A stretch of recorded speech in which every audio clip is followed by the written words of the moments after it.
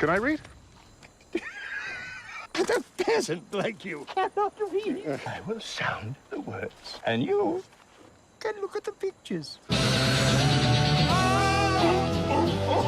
really like your big adventures, Don Quixote. Why does everything always have to be about you, such? Me. I am. So we just got out of The Man Who Killed Don Quixote. We're doing this midnight screening style. So apologies, Brad Jones. We are not aping this. This is not going to be a regular thing.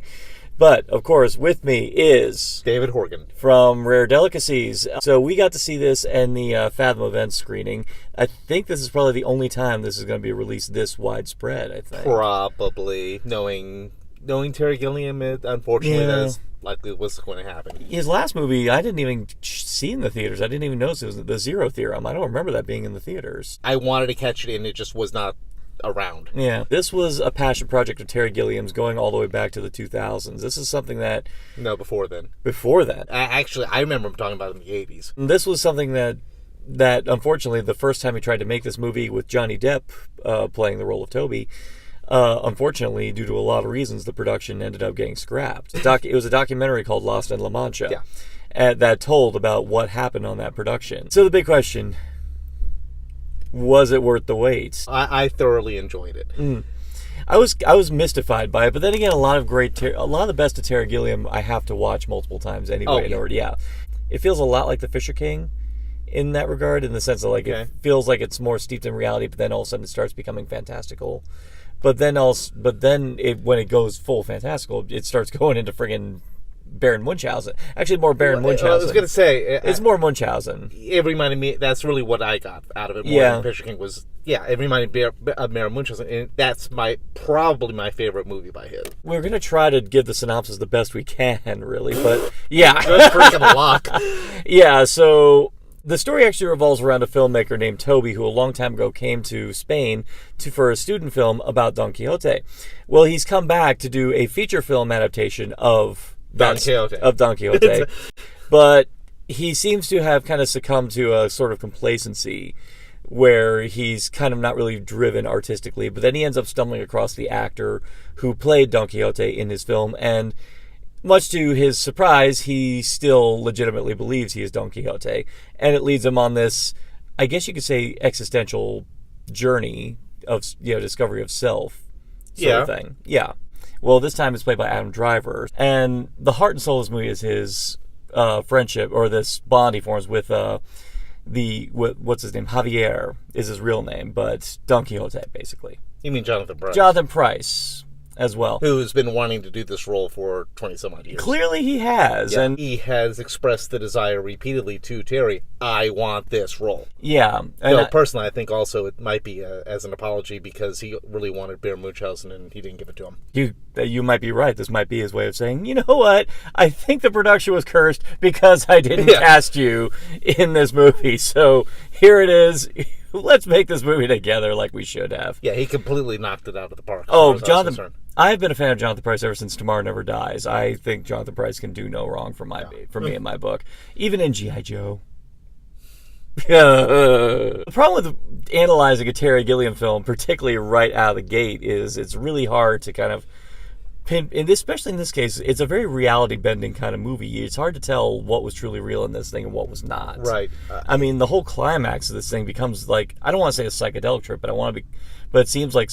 I got Brazil vibes from the last 20 minutes. Exactly, I was going...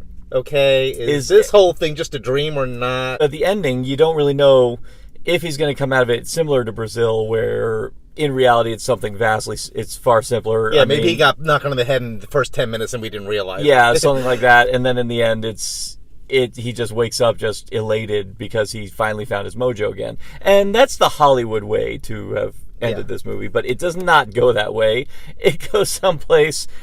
something that's very in character with this movie, but at the same time, just like anyone who could predict that it was going to end like this, I owe you a beer. The ending of this movie, I feel, is more akin to Parnassus, Imaginary Dr. Parnassus. Okay. In the sense that it has a sort of abstract ending to it, something that fits with the movie, but is very very aloof to the point where it does leave you trying to figure out how it play, or how it actually does play out in a traditional narrative form. And I will say, like most of Terry Gilliam's films, you've really got to watch it a couple of times. Absolutely. With director's commentary. At least once, and then... At least once. And I will say, thank God, Terry Gilliam is great with commentaries. Yes. Criterion, please. You know Criterion's going to do. Oh, I know. Absolutely. Terry loves Criterion. Criterion loves Terry. But it's going to be another 10, 20 years where they get the rights for this one, I don't think. Thank God he still has passion for this project, because it is a good-looking project. It is a gorgeously mounted project. Actually, on the Fathom events we saw, they had a behind-the-scenes. They said that some of the costumes left over from the first time we tried this were carried over into this. Yeah. So the scenery was jaw-dropping. I said, I could tell he thoroughly scouted. He knew exactly what he wanted.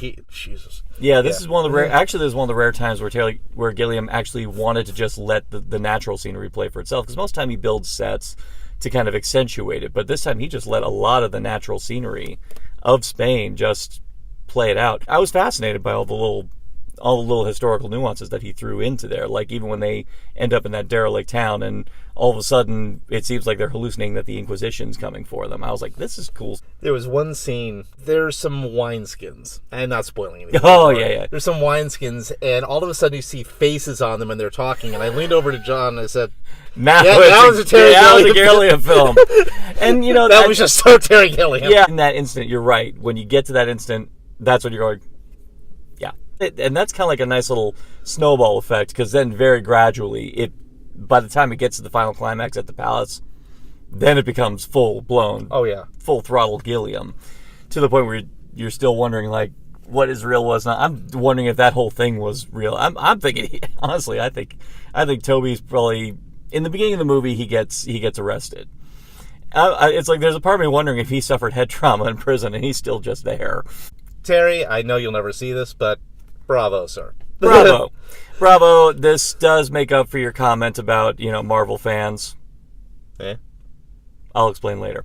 He's one of the few filmmakers who I'm very happy is very stubborn about people messing with his movies, and why he's always adamant about making sure no one messes with a single frame, because you can't hold back Terry Gilliam, otherwise it's going to look bad. There was one thing I wanted to mention. What? There is a scene. The scene I mentioned with the wineskins. There's a gentleman who he meets up with a beard. Mm-hmm. Swear to God, I looked at that guy and said, "I bet you Robin Williams was meant to play that role." Ooh, you know what? You're probably right. Terry Gilliam, I've always felt, is an acquired taste. Yes.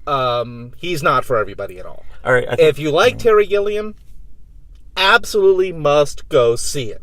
If you do not like Terry Gilliam, if you don't like the what's real, what's not, if you don't like that movie, you're not going to like this film. Mm-hmm. I thoroughly loved it, but no, I would not say it's for everybody. Okay, in that case, I think we're going to have to 3.5. We're going to have to do I think on an audience appreciation scale, we're going to give it a 3.5 servings. Yeah. But for anyone who's a fan of Terry Gilliam, this is gonna be a perfect 5 for a hardcore Gilliam fans. This is gonna be what you're looking for. And to be fair, if you're a hardcore Gilliam fan, you probably saw it along with us. So you're probably gonna feel the same way. Yeah. And hopefully, whatever happens from this screening will warrant it getting some more additional screenings down the line. So he does. Seriously, the man deserves a crap load of money. Yes, he does. And I'm at least happy he's still making movies in lieu of the fact that they're not particularly bankable. The poor guy hasn't banked since 12 Monkeys. Yeah. Well. Yeah. And too many of his films have. I mean, do you ever read the book about what happened to Brazil or Baron Munchausen? I've seen the documentary about Brazil, the 90-minute documentary about Brazil. It's a freaking crime. And Baron Munchausen had. Oh yeah. Gobs. It's like it just kept going and going. Do you agree? Do you disagree? Do you think that this was worth the very long, tumultuous journey that this film had in order to get made? Or do you think that maybe he dropped the ball somewhere? Or are you still bitter about the Marvel remark? Leave it in the comments below, and for more addictive content on Narcotic Casserole, simply like, share, subscribe, click. Thou shalt be served. Don Quixote de la Mancha. Come to restore the lost age of chivalry. And cut right there.